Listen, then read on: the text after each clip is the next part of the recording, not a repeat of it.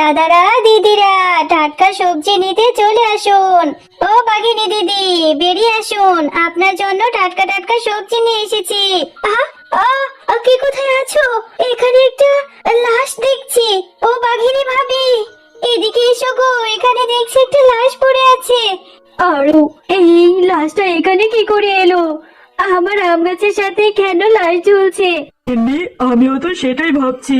এই লাশটা তো কিছুদিন আগে কবরস্থানে দাফন করা হয়েছিল, তাহলে এই লাশটা এখানে কি করে এলো? আর এই লাশটা দেখে তো বোঝা যাচ্ছে এই লাশটা কেউ কবরস্থান থেকে এনে এখানে রেখে দিয়েছে। কিন্তু এমন কাজটা কে করবে? আর আমার বাড়ির সামনে বা কেন রাখবে? আরে আজকেও তো দেখছি এই গোরস্থান থেকে একটা লাশ উঠিয়ে নিয়ে গেছে। আমি তো কালকে রাতে ভালো করে পাহারা দিয়েছি, কিন্তু লাশটা এখান থেকে কে নিয়ে গেল? এটা কি হচ্ছে? আগ মামা, কবরস্থান থেকে প্রতিনিয়তই লাশ চুরি হচ্ছে। আজকে রাতেও একটা লাশ চুরি হয়েছে। আমি তো রাতে ভালো করে পাহারা দিয়েছিলাম, কিন্তু এরকমটা কে করছে? আমার তো বিষয়টা খুব চিন্তার মনে হচ্ছে। আপনি একটু দেখুন না। হ্যাঁ রে মিচকে, আর ওই লাশগুলো চুরি করে আমার বাড়ির সামনে আম গাছের সাথে কেন রাখছে? বিষয়টা আমার কাছে খুব চিন্তিত মনে হচ্ছে। তুই একটু ভালো করে গোরস্থানের দিকে নজর রাখতো, তুই একটু ভালো করে পাহারা দে। হ্যাঁ বাঘ মামা, আমি তো রাতে ঠিকঠাক মতো ঘুমাইও না, কত কষ্ট করে আমি পাহারা দেই, কিন্তু তারপরেও যে কিভাবে কি হয়ে যায় বুঝতেই পারি না। ইদানিং রাতে আমি কবরস্থানে একটা বাচ্চার কান্নার আওয়াজ পাই, আর কান্নার আওয়াজটা শুনতেই কেমন যেন উধাও হয়ে যায় বাচ্চাটা। আরে ওই তো দেখছি, ওই আজকেও বাচ্চা মেয়েটা ওখানে কান্না করছে। এই একটু গিয়ে দেখি তো ওখানে।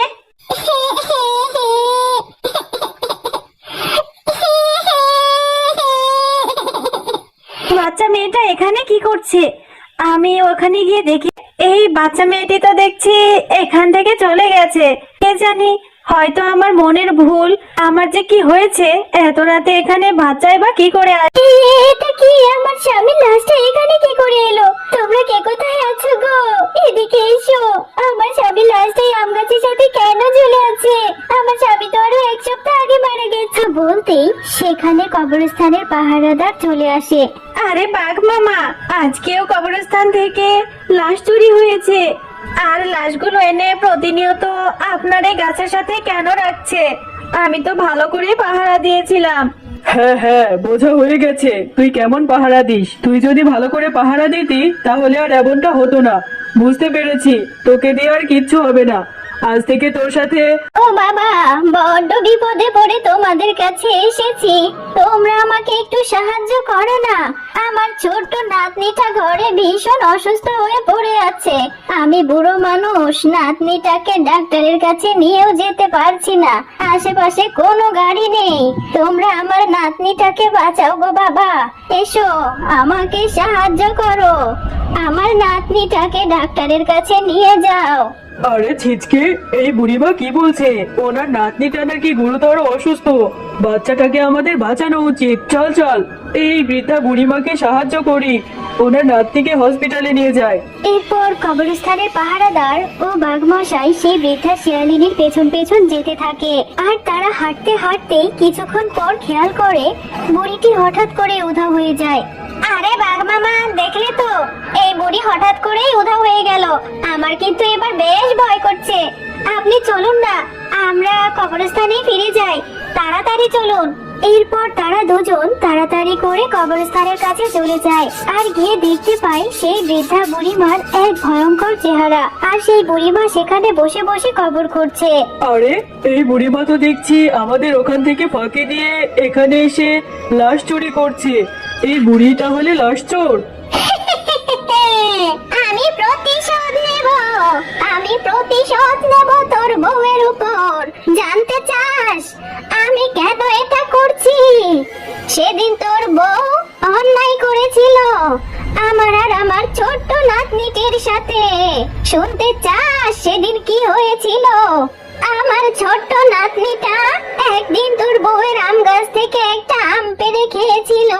এমন সময় তোর বউ এসে যা করেছে। আরে আরে, এই ছোট লোকের বাচ্চাটা দেখছি আমার গাছ থেকে আম পেড়ে সব আম খেয়ে নিল। তুই আম চুরি করে খাচ্ছিস, তোদের মতো ছোট লোকদের বাঁচিয়ে রাখবো না।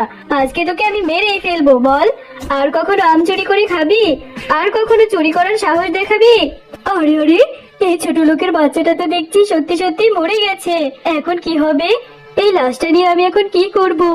মরে গেছে, বেশ হয়েছে। ওদের মতো ছোট লোক গরিব চোরের বেঁচে থাকার চেয়ে না থাকাই ভালো। কিন্তু এই লাশটা আমি এখন কি করব?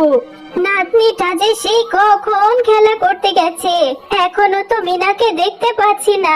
কোথায় গেল যে মেয়েটা? আমাকে বললো একটু পরেই চলে আসবো, এখনো দেখছি না। মেয়েটা না খেয়ে চলে গেছে, যাই একটু খুঁজে নিয়ে আসি। ও মিনা, কোথায় গেলি রে দিদি ভাই? আরে, এই তো দেখছি আমার দিদি ভাই মিনার লাশ পড়ে আছে। ও বাগিনী, আমার মিনাকে কে মেরেছে? আমার মিনাকে কে মেরেছে গো? হ্যাঁ, তোমার নাতনি মরে গেছে, ভালো হয়েছে। মেরে ফেলেছি তোমার নাতনিকে। নাতনিকে তো চুরি করার শিক্ষা দিয়েছো। তোমার নাতনি আমার গাছের আম চুরি করে খেয়েছে, তাই আমি ওকে উচিত শিক্ষা দিতে গিয়েছিলাম। ও আমার মার খেয়ে মরে গেছে, আর এই বিষয়টা ধামা চাপা দিয়ে রাখবে। যদি এই কথা গ্রামের অন্য কাউকে বলেছো, তাহলে তোমাকেও মেরে ফেলবো। আরে বাঘিনী, তুমি এটা কি বলছো? আমার অবুঝ নাতনিটাকে তুমি সামান্য একটা আমের কারণে মেরে ফেললে। তোমার একটা আমি না হয় খেয়েছিল, আমার নাতনির জীবনের থেকেও কি তোমার আম বড় হয়ে গেল? আমি তোমাকে ছাড়বো না, আমি তোমাকে পুলিশে দেব, তোমার বিচার হবে।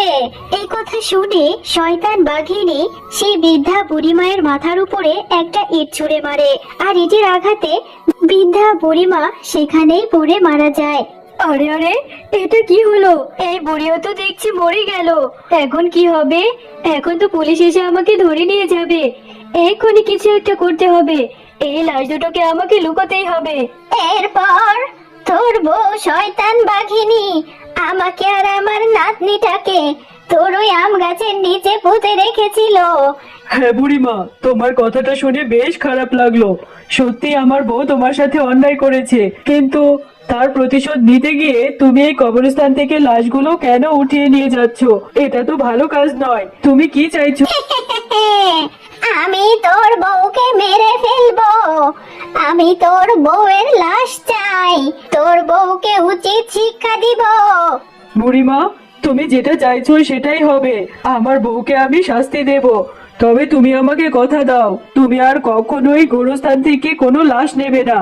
কালকে সকালে তুমি আমার বাড়ির সামনে আসবে, তোমার সামনে আমার বউকে উচিত শিক্ষা দেবে। গিন্নি, তুমি কেন এই বুড়িমার সাথে ও তার নাতনির সাথে এরকম নির্মম অত্যাচার করেছো? শুধুমাত্র তোমার জন্য বুড়িমা প্রতিশোধ নিতে এতগুলো লাশ এনে এখানে রেখেছিল। তোর বউকে আমার হাতে ছেড়ে দে, আমি ওর রক্ত খাবো। ওকে আমি মেরে ফেলবো, ওকে আমি মেরে ফেলবো। এই নে, আমি তোকে আগুনে জ্বালিয়ে মারলাম। বুড়িমা, বুড়িমা আমাকে ছেড়ে দিন, আমি অনুতপ্ত। আমি ভুল করেছি, আমাকে মাফ করে দিন। আমি সেদিন আপনাদের সাথে অন্যায় করেছি। আমি এরপর থেকে নিজেই মা হতে পারিনি। আমি ভুল করেছি, আমাকে মাফ করে